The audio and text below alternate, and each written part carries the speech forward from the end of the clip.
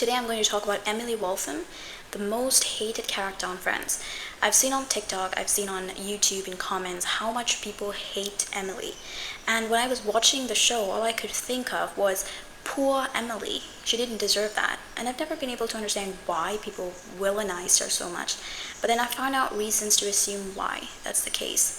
Now in Friends, Emily appears in the 5th season when Rachel agrees to take her boss's cousin, nephew, daughter to a game, and then Rachel was not able to go with Emily because she had agreed to go to a game that her crush Joshua invited her to, even after agreeing to her boss.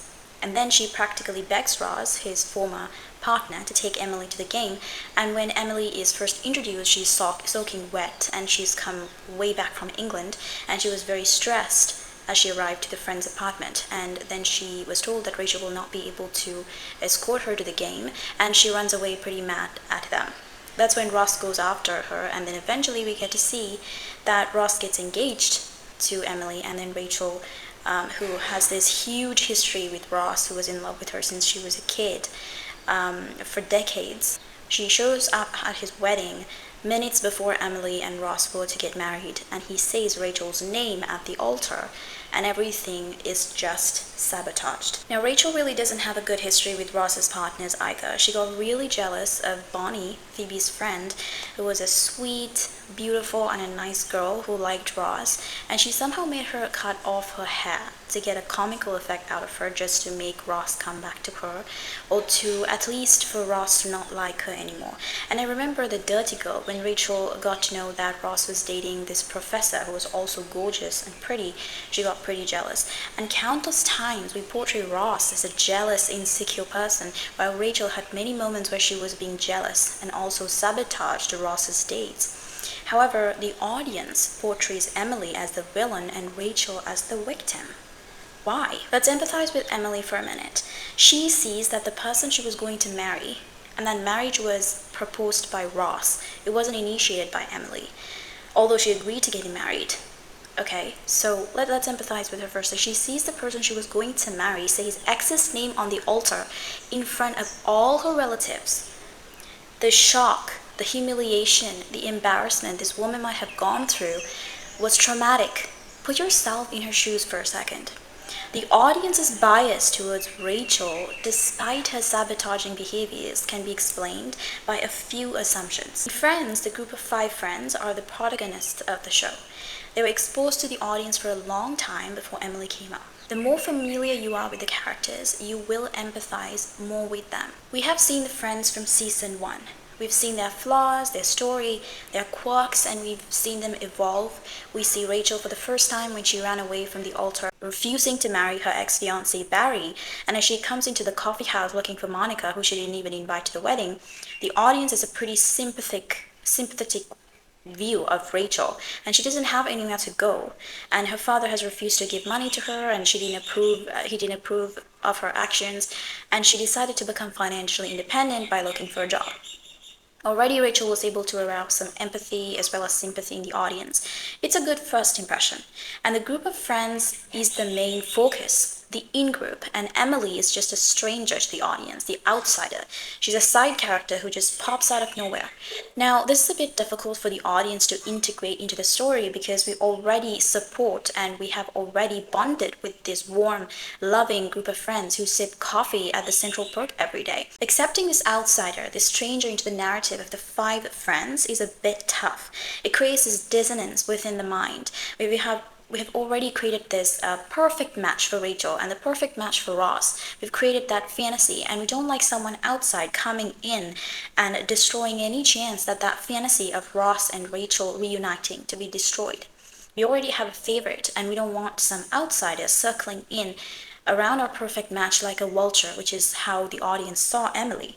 In such a case, what's right and what's wrong, or the moral implications of a character, just gets lost in the wind. Author says it's more likely that the audience view the behaviors of the characters they like as morally appropriate just to defend or maintain the positive attitudes they hold about the characters. There's also a concept called the identifiable victim effect, which refers to the human tendency to feel a greater compassion towards specific identifiable individuals like the 5 friends than to vaguely defined groups like Emily. We've created some intimacy with Rachel more than with Emily, who only appeared for a couple of episodes. We've seen Rachel cry on the bed. We've seen moments of raw vulnerability. So yeah, you develop more sympathy towards the ones whose stories you already know very well than the ones you don't really know very well. Some authors say that we tend to judge certain behaviors as morally proper, even if it's not, just because we admire those characters, and especially because we see admirable traits in them. We can also think that Rachel is perceived by the audience to be more admirable because from the first season she displayed certain traits like courage, confidence, and perseverance when she decided to be financially independent, even though she came from a wealthy family and her father offered to provide for her. And for that, she's also perceived as being more brave. And that's also very different from her sisters who didn't take that opportunity to build anything for themselves, rather dependent on their wealthy family. In such cases, the viewers tend to forgive or exonerate the character from any morally not so good actions. But I've always thought, well, if Monica didn't let Rachel live in her apartment, what would have happened to Rachel's newfound courage to build a career and be financially independent? Throughout the first couple of seasons, the show brings out certain obstacles that Rachel as a character had to face and her vulnerabilities. We see that she was cheated on by Ross. She had divorced parents who did not like to even talk to each other. This makes us feel compassion towards her. And some authors say that when we see the character's vulnerabilities like that, we tend to sympathize and have more compassion for them, no matter their actions. The intensity of this sympathy or empathy we have towards Rachel can depend on whether we personally have experienced similar vulnerabilities in our lives, directly or indirectly through another person or by seeing the life of a friend. The more we have experienced the character's vulnerabilities, the more we will sympathize and have more compassion towards this character. We also see Rachel very saddened by Ross's engagement. We see a lot of her facial expressions. There's a lot of screen time for Rachel. And we also see her emotional cues very clearly. We see how sad she is and really downcast by how much Ross seems to like Emily. But all we are shown when it comes to Emily is her anger. Even from the first moment she stepped inside the friend's apartment, she's angry, then she's pretty happy with Ross. Then Ross reunites with her. So all throughout we see that Rachel is pretty sad and hung up on it, but Emily is either happy or angry. That's what we are shown.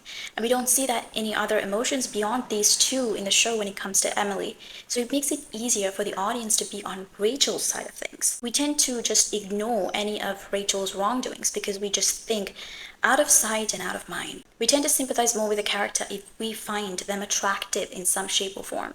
The character should be able to please, amuse, or seduce the viewer.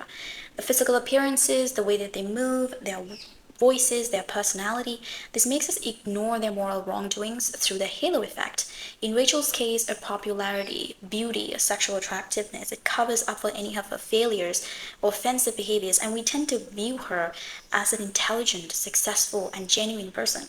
So if a character is able to make you laugh or please you in some way, it lightens our judgment on their wrong decisions or bad behaviors. But if that was not the case, if a character was not able to please you or amuse you in some way, you're more likely to give a very strict judgment, moral judgment, if they act a certain way. These wrong judgments we make are not only confined to fiction or judging a sitcom. This is a phenomenon that can happen even in judging people in real life, where we side with the villain, even if we have enough evidence to say that villain was wrong. Let me know how you feel about Emily and what she went through, and let me know your thoughts down in the comments below. I will see you in my next video.